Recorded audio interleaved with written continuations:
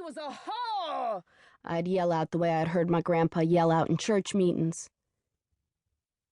Your grandpa has a name for everything, but he ain't always right, Nana'd insist.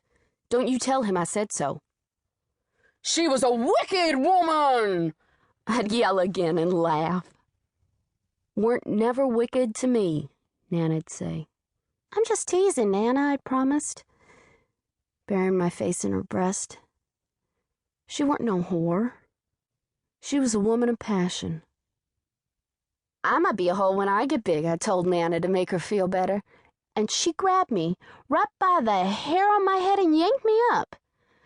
Don't you never let me hear you say that again. I will whip your ass righteously if I ever hear you say that again.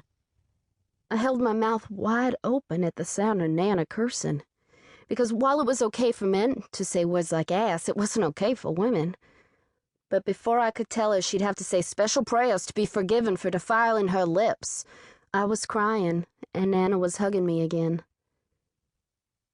That was the way things were with Nana. For years and years we'd sit together in the swing, and she'd tell me the story, the same sad story in 100 different ways.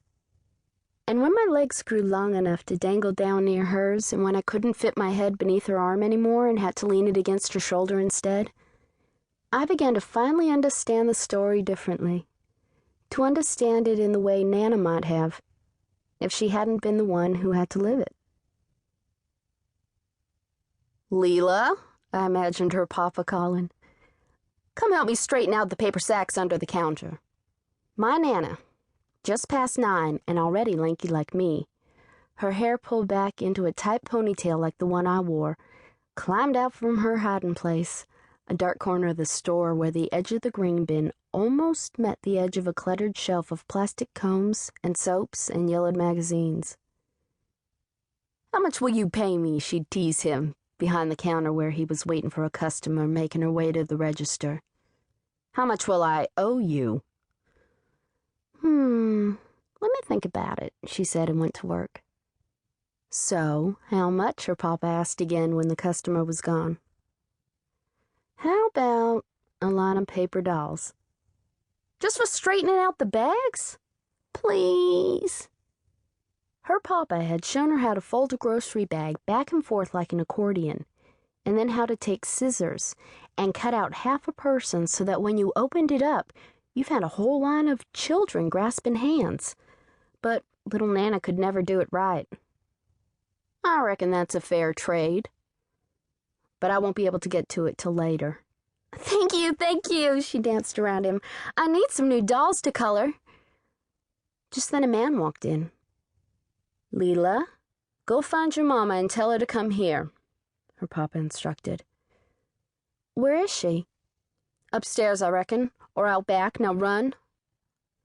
Nana knew he didn't like for her to be in the store when drunks came around, so she left, skipping out of the musky grocery and into the street. Then Nana would race into the house, up the stairs. She'd run through the airborne dust, spotlighted by the sun angling through the window, calling out for her mama. But there was never an answer.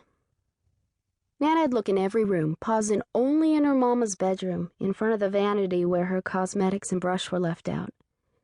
Then she'd run out of that room, too. The next part of the story was always the same, no matter how many times I told it. Back down the steps and out the door, Nana jiggled the handle of the gate. It was stubborn and wouldn't catch. So she pulled herself up on the wooden fence and peeked over the side. Her mama was there, sitting on the ground against the side of the house. Beside her, a man Nana recognized. The young man from the ironworks who sometimes helped her papa unload shipments. At first she was confused. Then she noticed the man's hand on the middle of her mama's back. I imagined Nana staring at that sight for quite a while. But she didn't call her mama at all. She climbed down as quietly as she could and then ran, first towards the store to her papa. But she couldn't go there.